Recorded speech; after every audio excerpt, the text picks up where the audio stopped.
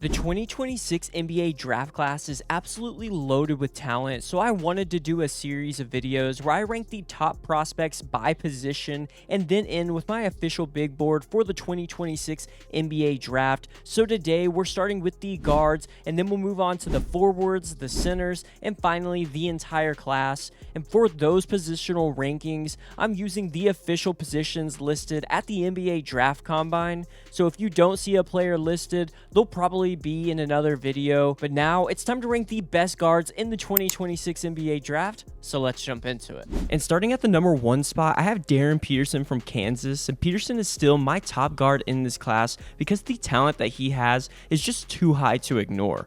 Now, his freshman season at Kansas didn't necessarily go the way we expected, and he didn't always look as sharp as a passer, and he didn't consistently get the paint touches that you would want from a league guard. But when you zoom out, this is still a young shot creator with elite size for a guard, nice creativity, really good shot making, and previous flashes as a passer and a defender, and I'm still buying what we saw in high school from Peterson, and if the NBA spacing unlocks him, he has real franchise guard upside. Next to number 2, I have Mikel Brown Jr. from Louisville, and Brown is one of the most fascinating guard prospects in this draft to me. In today's NBA, the shooting and passing combination is everything, and Brown checks both of those boxes in a big way. He is a high-level three-point shooter. He can hit shots off movement and off the dribble, and he reads the floor really well as a live dribble passer. The concern though is his frame, and even though he has grown to around 6'4", he still plays like a smaller guard at times, but the overall skill, feel, and shooting are so strong that he has a real chance to become a high-level offensive engine at the next level. And coming in at number 3, I have Darius Acuff Jr. from Arkansas, and Acuff might be the toughest evaluation in this entire guard class to me. Offensively, he is absolutely ridiculous. His handle, balance, footwork, mid-range scoring, shot creation, and passing feel are extremely polished for a teenage guard. He has the type of scoring package that could eventually lead to 25 points and 7 assists per game in the right situation. The issue though is his defense, and it's a real issue. Smaller, ball-dominant guards have a narrow path in the NBA unless they are absolutely elite, but Acuff's offensive ceiling is so high that I still can't sell the stock, and I believe he's a top 3 guard in this class. At number 4, I have Keaton Wagler from Illinois, and Wagler is the type of guard I love betting on in the draft. He can dribble, pass, shoot, and process the game quickly, which is exactly what the modern NBA wants from their perimeter players. He shot over 38% on both pull-up threes and catch-and-shoot threes, so the shooting is real as well. He also played in an NBA-style offense with great spacing at Illinois and led the number 1 offense in the country. The swing factor is going to be his strength, and if he gets stronger and holds up defensively, Wagler has real all-star upside, and even if he stays thin, I still think the skill level should translate to the next level.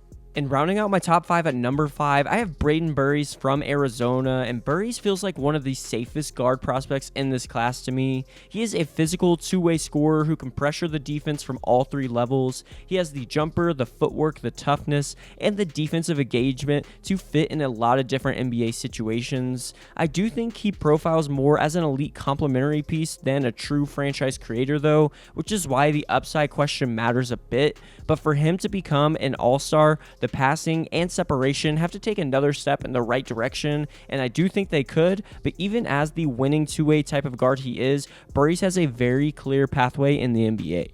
Coming in at number 6, I have Kingston Flemings from Houston, and Flemings is one of the easiest players in this class to get excited about. He was productive and efficient as a freshman in a tough Houston system, and doing that under Kelvin Sampson is not easy by any means. The big selling point to me is that he should have more space in the NBA than he had in college, and he can pass, make creative decisions, get to the mid-range, and organize an offense. The next steps to me are adding strength, improving his floater, tightening the footwork, and becoming a better overall shooter, especially from deep. But if it all comes together, Flemings has future all-star point guard upside to me. Next at number 7, I have Cameron Carr from Baylor, and Carr is a classic 3-and-D wing type of bet to me. Offensively, the fit is easy to see. He has legitimate size, length, shooting touch, cutting ability, and closeout attacking, and those are skills NBA teams are always searching for on the wing. The question is his physicality though. He has to get stronger and become even more engaged on the defensive end, and that is what is going to decide whether he becomes a real starter at the NBA level or more of a streaky bench scorer. But even though he is already 21, Carr still feels like a little bit of a late bloomer with elite upside, and in the first round, he makes a lot of sense to me. At number 8, I have Labaron Philon from Alabama, and Philon is one of my favorite long-term NBA bets in this range. He has real basketball IQ, and his transition into a bigger on-ball role as a sophomore at Alabama went extremely well. He helped lead one of the best offenses in the country in the Crimson Tide, and yes, the numbers were a bit inflated by Alabama's spacing and pace, but the improvement was still meaningful. The rim finishing jump was especially important because it gives him a chance to become a starting point guard in the NBA, in my opinion. The concerns, though, are going to be his strength, his explosiveness, and the consistency on the defensive end, but that's something we saw in his freshman season with Alabama, so I think he can get back to that. But if the scoring, passing, and the defense, like I mentioned, all translate, there is a legitimate NBA starter upside in Philon. At number 9, I have Bennett Stirtz from Iowa, and Stirtz was one of the best guards in college basketball last season. He has the size to play either guard spot, and his feel in ball screens really stands out to me. He is a smart passer, a good decision maker, and a legitimate shooter from deep, especially off the catch, and that combination gives him a pretty clear role in the NBA. The big questions, though, are going to be his defense and getting separation at the next level, but if he can create enough space against NBA athletes, I buy the skill level enough to think he sticks in the league a long time, but because of those questions, I will feel better taking him a bit outside of the lottery. Now at number 10, I have Ebuka Okorie from Stanford, and Okorie has one of the most valuable skills in basketball. He can get to the paint at will. When he attacks off the bounce, he might be the best guard in this class at collapsing a defense. His handle, his burst, and the ability to react to defenders are really impressive, especially as a freshman, but the next part has to improve. Once he gets into the paint, he needs to finish better, pass more consistently, and make quicker decisions, but the jumper and defense also need a bit of work as well. But still, paint touch creation matters in the biggest moments, and because Okorie is young and productive, I think he's worth a top 20 bet. Up next at number 11, I have Christian Anderson from Texas Tech, and Anderson has one elite NBA skill that could carry him, and that's his shooting. There's a real chance that in a few years, we talk about him as one of the best shooters in the entire world. His balance, versatility, and the range of his shot making are extremely impressive, but the concern is everything around it. For a smaller guard, he does not bring enough strength, rim pressure, or defensive resistance right now, and in the NBA, teams are going to hunt him because he is a small guard, and Anderson will have to survive that. But if his shooting is truly elite, like I think it could be, he can be a high-end backup or low-end starter in the league.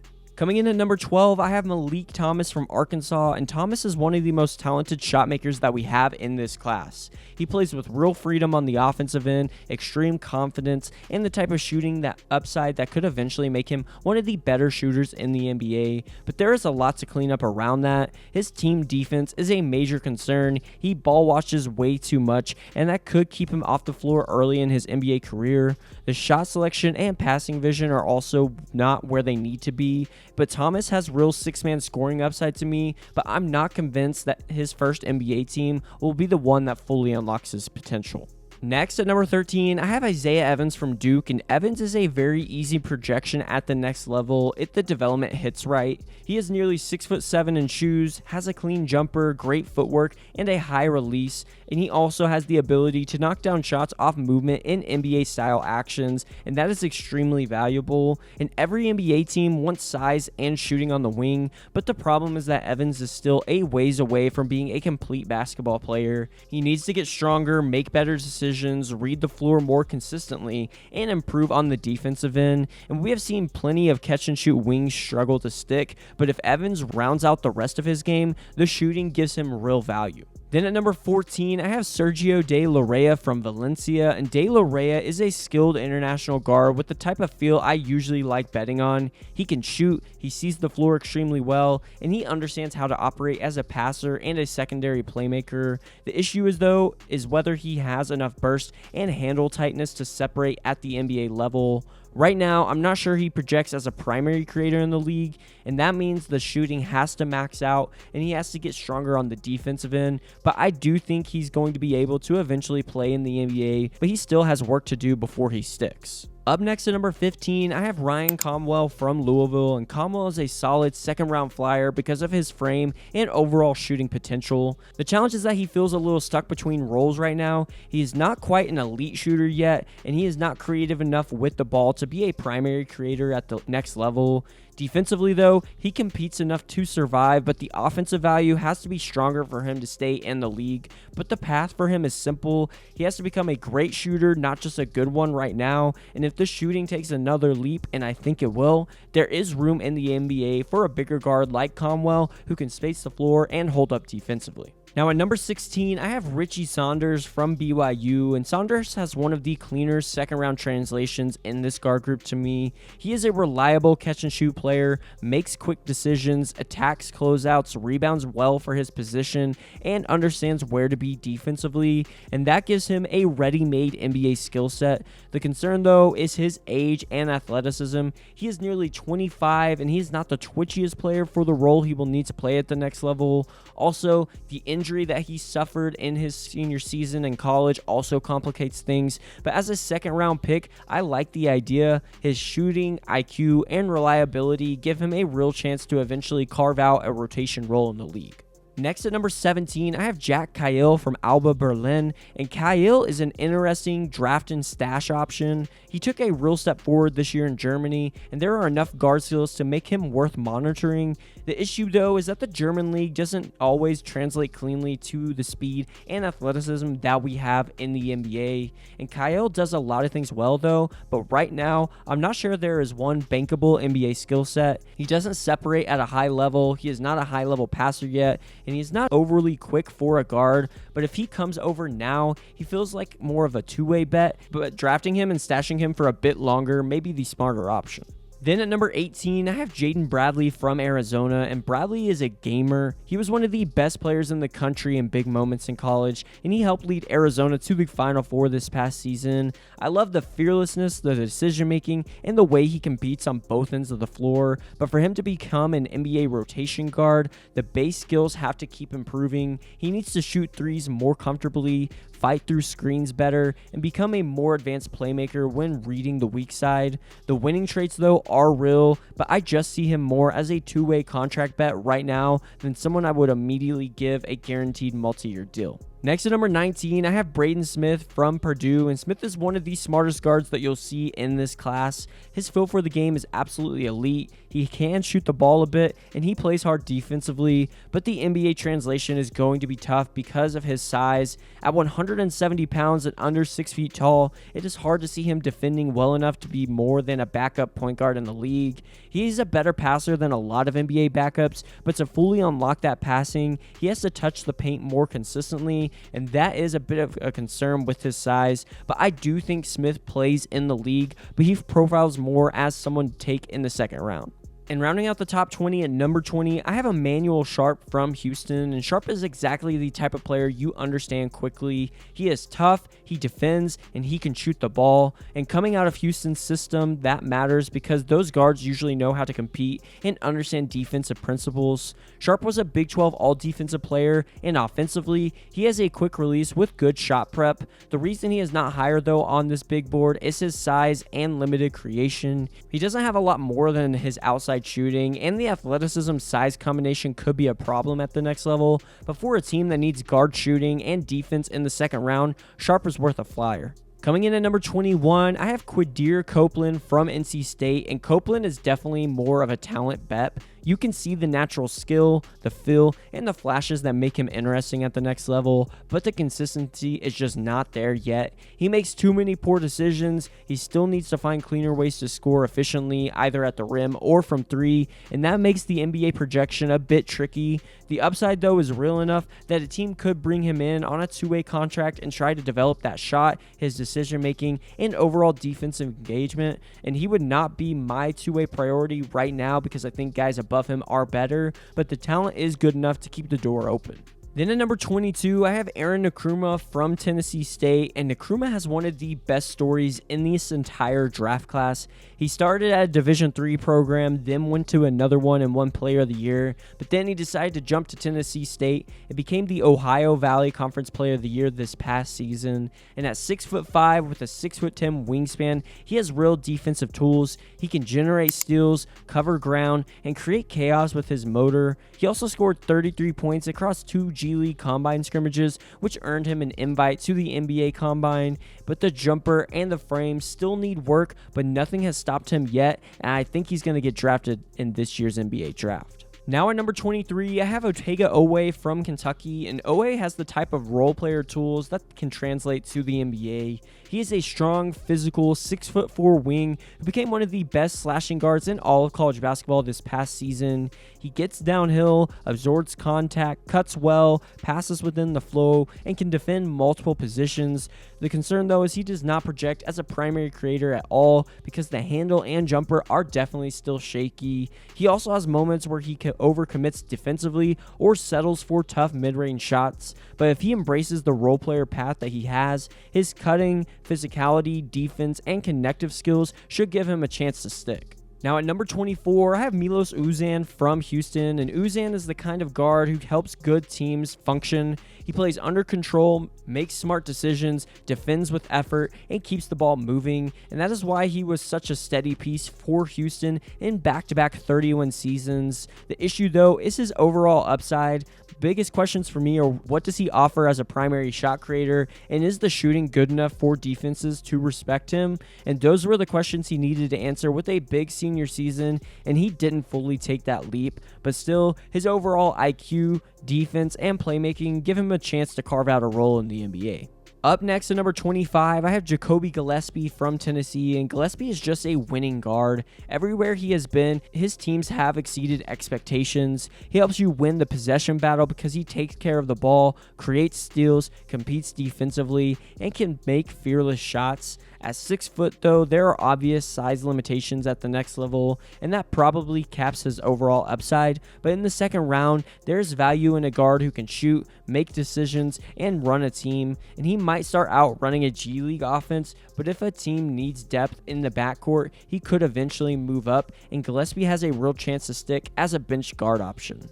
Now at number 26, I have Bruce Thornton from Ohio State, and Thornton is one of the most polished scoring guards in this range. He can play on or off the ball, score efficiently in the mid-range, finish at the rim, and operate in ball screens without turning it over, and that possession security is a big part of his appeal at the next level. The concern though is his defense, because at around 6 foot, the margin for error on that end of the floor is almost zero in the NBA, but Thornton has more strength and power than most small guards that we've mentioned, which gives him a better chance to survive on that end of the floor, but he definitely needs to improve his passing vision, but he could end up being one of the best players outside the NBA. At number 27, I have Kylan Boswell from Illinois, and Boswell is a tough guard who brings real defensive value at the next level. He is strong, physical, and disruptive at the point of attack, with quick hands and good awareness away from the ball. Offensively, he has some range, he plays with poise, and he is capable of making the right reads. The issue though is going to be his consistency on both ends of the floor. The outside shooting and overall offensive production have definitely been up and down throughout his career, and that matters because defensive guards still have to be respected on the offensive end of the floor, but if his shot stabilizes, Boswell has a path as a tough backup guard who can defend, organize, and keep an offense moving. Now at number 28, I have Seth Trimble from North Carolina, and Trimble's NBA case starts with his defense. He is an elite on-ball defender with strength, footwork, and discipline to cut off driving angles without constantly gambling. The fact that he committed less than 2 fouls per game despite playing aggressively is extremely impressive to me. Offensively though, he can finish at the rim and show growth as a playmaker later in his career, but the swing skill is going to be his jumper. If the three-point shot never becomes reliable, the role for him is definitely limited. But if it does, Trimble has the athleticism, defensive instincts, and 4-year college foundation to become a useful connective guard piece. And up next at number 29, I have Lamar Wilkerson from Indiana. And Wilkerson has a clear NBA pitch. He averaged over 20 points at a high major program in Indiana, has good size at 6'4" and 205 pounds, and brings deep shooting range with a quick release. The shooting looks sustainable because of the free throw touch, and he can get hot quickly enough to swing a bench unit. The question, though, is whether he can do enough of everything else. He has some tools defensively, and there's room for him to become more of a table setter, but the shot has to carry his profile. But as a two-way contract or a second-round flyer, the shooting makes sense for a team to take a gamble on. And rounding out my rankings at number 30, I have Nick Boyd from Wisconsin. And Boyd might have been one of the most underrated guards in all of college basketball this past season. He ran a well-spaced Wisconsin offense, got the team into its actions, and consistently pressured defenses with his handle, flexibility, and ball screen craft. He also showed some isolation juice, fought hard defensively, and rarely turned the ball over. The NBA pathway, though, is probably just as a backup point guard right now, but the biggest concern to me is that he is already 25 years old and only around 6'1", so the size and strength questions are definitely real. But I like his skill level, but I would be more comfortable betting on Boyd as a two-way player rather than a guaranteed contract right now. But that wraps it up for my official guard rankings for the 2026 NBA draft class. Let me know your thoughts on my rankings down below. Who do you think should be higher or lower in the rankings? And is there anyone that you think is a sleeper at the guard position? And if you enjoyed the content, don't forget to drop a like on the video and subscribe to the channel. Thank you so much for watching, and I'll see you in the next one.